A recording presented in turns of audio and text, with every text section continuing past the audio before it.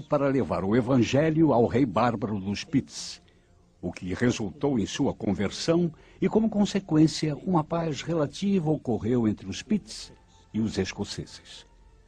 Graças à sua devoção, São Columba é uma peça fundamental para a história do livro indestrutível. Ele escrevia poesias e amava profundamente os livros poéticos da Bíblia, em especial os Salmos. O exemplo de São Columba, de autorrenúncia e vida piedosa, foi reforçado por várias manifestações milagrosas de poder, profecia e cura. Sua grande dedicação à Bíblia o transformou no maior missionário que a Escócia e a Irlanda já conheceram. Aos 75 anos de idade, após gastar um dia transcrevendo um salmo, ele levantou de sua cama para se juntar aos seus irmãos em sua tradicional tarefa da meia-noite. Chegando até eles, enfraquecido pelos anos de lida, ajoelhou-se no altar e caiu desfalecido. São Columba voltou a si, despediu-se abençoando seus monges e faleceu serenamente nas primeiras horas do domingo, dia 9 de junho de 597.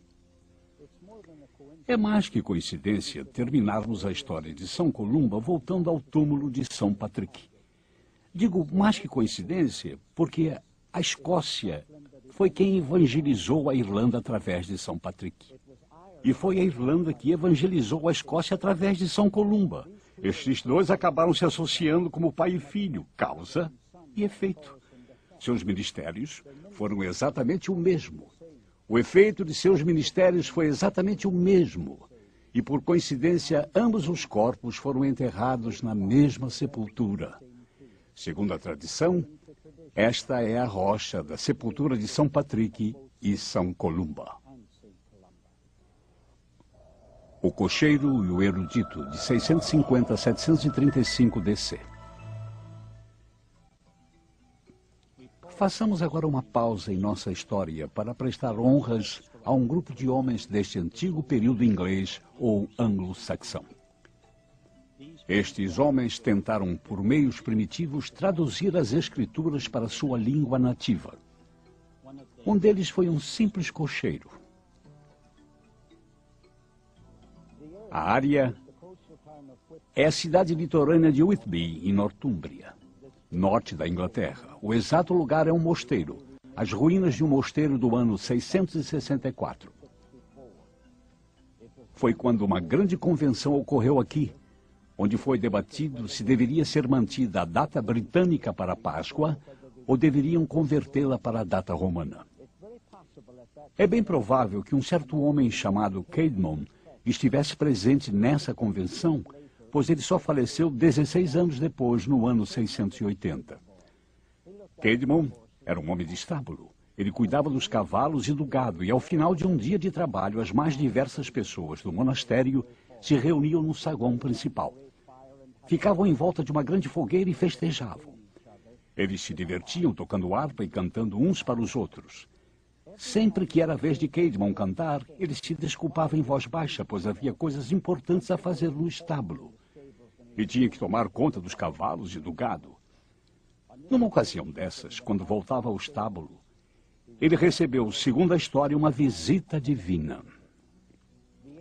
O anjo disse: Caedmon, cante para mim. Ele disse: eu não sei cantar, e é por isso que deixei a festa. O visitante insistiu: cante para mim, Caedmon.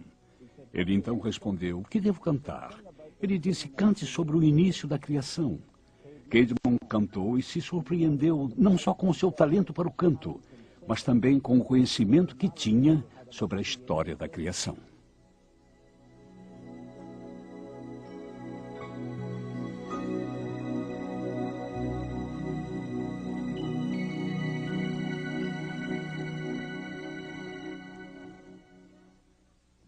No dia seguinte, o anjo se foi, mas o dom permaneceu. Hilda era a abadesa do mosteiro e determinou que aquilo era o suficiente para influenciá-lo a deixar a vida secular e entrar para o mosteiro. É lógico que se ele tivesse que ministrar, teria que antes ouvir um padre ler a Bíblia em latim e logo após explicar em inglês o que significava, o que ele fazia em forma de poesia. Incidentalmente, embora primitiva, acabou sendo a primeira tradução da Bíblia para o inglês. Ele ministrava com seus dons, encantando as pessoas nesse processo, além de levar a palavra de Deus. Durham, Inglaterra.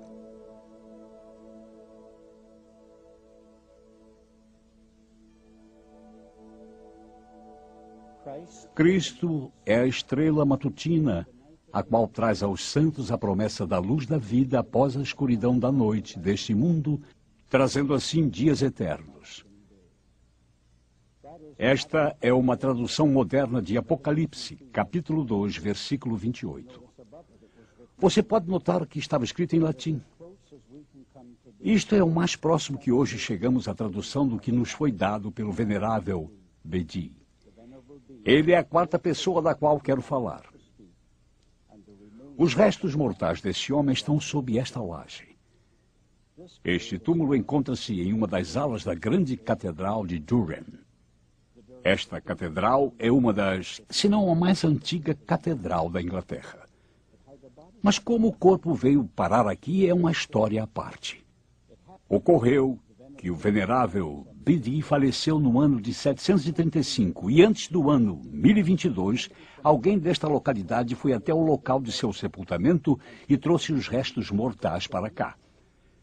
Eles se encontram aqui desde então, porém o lugar onde ele morreu e exerceu o seu ministério foi em Jarrow, no Tyne.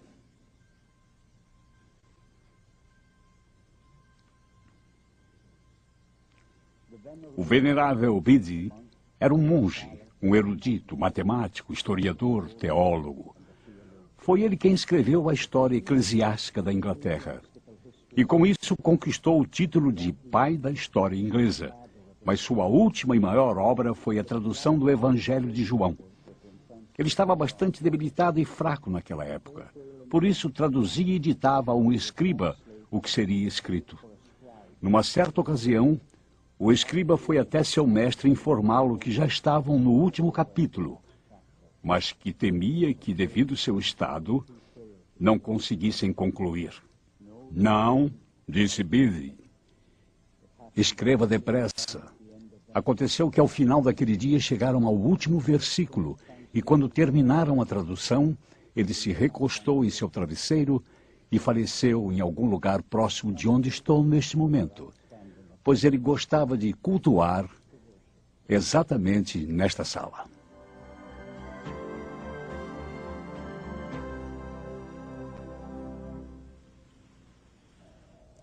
A Era da Intolerância, de 1100 a 1300 DC.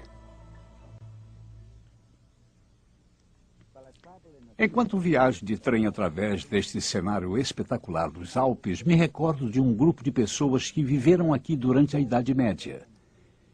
Eram chamados albigenses. Possuíam este nome porque o nome da cidade de onde vinham era Albi. Eles tinham o que alguns chamariam de pontos de vista estranhos. Acreditavam que quando Lúcifer pecou, Deus deu um corpo a ele e o expulsou dos céus. E este fez todas as coisas materiais. Por isso a matéria é intrinsecamente má. E a única forma de libertar o espírito de sua prisão carnal é conservar esteticamente todas as restrições exigidas em várias áreas distintas da vida. Acreditavam que, a menos que fizesse um certo juramento antes de morrer, reencarnariam novamente. Talvez você não concorde com isso, mas um amigo meu uma vez disse algo que nunca mais esqueci.